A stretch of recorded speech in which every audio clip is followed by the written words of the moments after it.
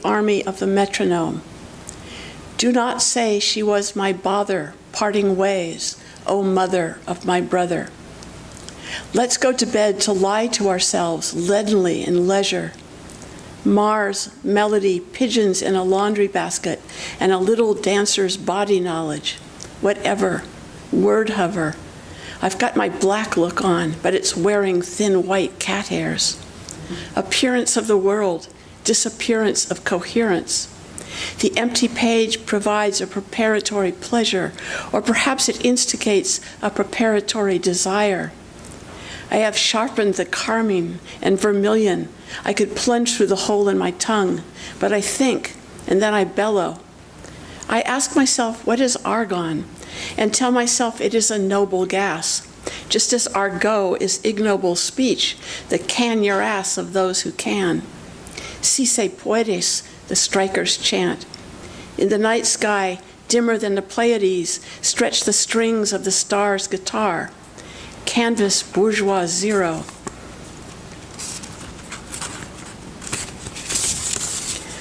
One day, a woman I'll name another day hitched her pelicans to a raft and went to sea. Every day, all the way, wheel it. Unless one gets the picture, one can't get the caption. So I was in the tree, 1 foot in the air, and it was there, as I sucked juice from a lemon through a peppermint stick, that I saw the dinner guests arrive. Fluorescent navy flowers, incandescent sand buttons, and militant blazing fireflies, yes or no? As a rider of a city bus, I am in the early morning light at the window a fly. Or as a fly, I am a city rider at a window in the early bus light. Windows, walkways, leaves to abandon. As a bow-shaped bird of prey, she hovers as an inclination in its freedom. Damage is not the same as discontent, but may elicit insincerity rather than sarcasm, perplexity rather than allegories. Whizzing samurai shuttlecocks. I am open to jeremiads. One winter's evening on wheels dreary, the human face flapped its feet. A great gaseous ghost is growing in a notch. It sleeps below the telephone lines that send ideas between ears. Have you never filled potatoes with bitter butter? And last one, isn't worry wooden? Appearances burn to perfection, the same old frolic, permanent atoms becoming astronauts and then unbecoming them again. There was never and will be never, and once she was like a gazelle commanding a field. Violent is the violin. Deep is the speed with which the Great Wall of China wanders. Serene is the soot far up the chimney, venting the smoke from the long life log. The sun keeps it secret. The daily news is sunk in light. This is a melody played on a cock harmonica, lyrics lost in a story buried under a bellicose rock. Could she, and why? What butter? The barefoot musician fiddles on the ice with greater weight over the years, and the juggler's jugs get lighter. It's not from an aphorism that you'd want our memories to rise. You'd resist, persist, preside. Life is full of indubitable data, indelicate stuff. Though drawn to the claims of the sky, I duck my vertigo and devour a huge sandwich, my commitment to gravity, which holds my shadow to the ground. We are subject to the ultimate disorientation, a cloud of invisible power. The sun is surefire. Thanks.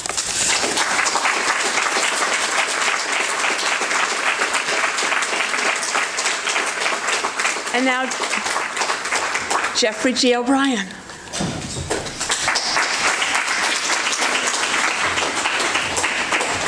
Hi. Thank you to Christopher and Cecil for convening us all and for the other events to come. I'm going to read 2 poems from this new book, People on Sunday, and then a new one.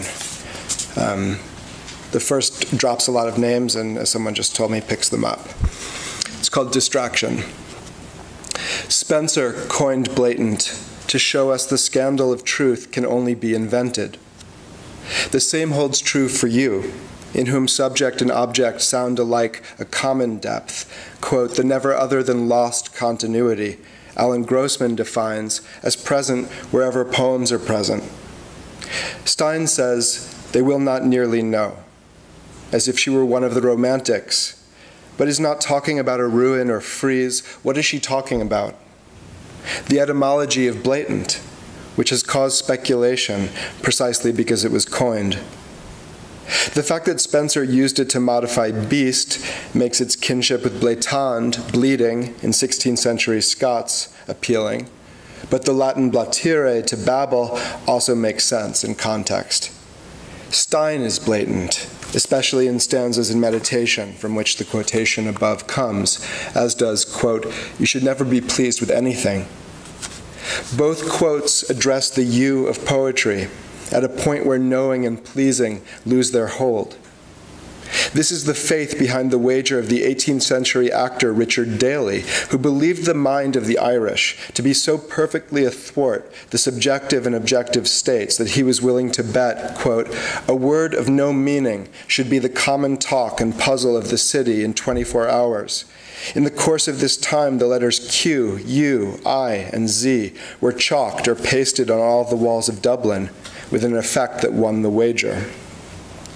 The etymology of quiz is blatant, that of blatant quizzical, which is not the case with stanza, clearly from dwelling or room in the Romance languages, but really from stare, to stand. So when Stevens writes stanza my stone, he is asking that Stein be made into a place to stand for poetry. But of whom does he ask this?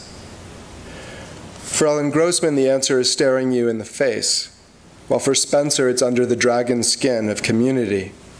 It must be relentlessly tested, even forgotten, then resurrected, haunting poems like the floating face of Absalom Absalom that accompanies Sutpen down off the mountain into an understanding of class.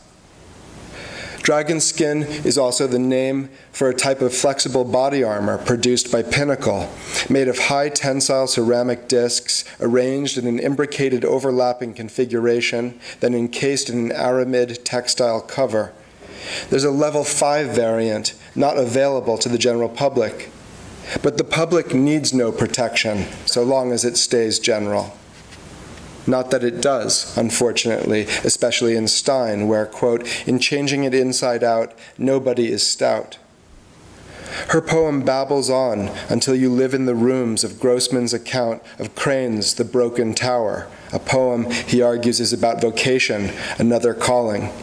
Here's a wall and some chalk. That's the literature poem. And here's the protest poem, since those are the two purviews of the English department.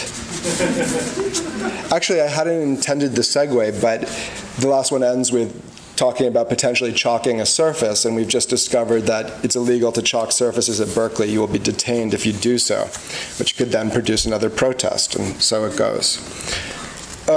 This poem is called Thanatopsis, a fancy word for sight of death or a meditation on death.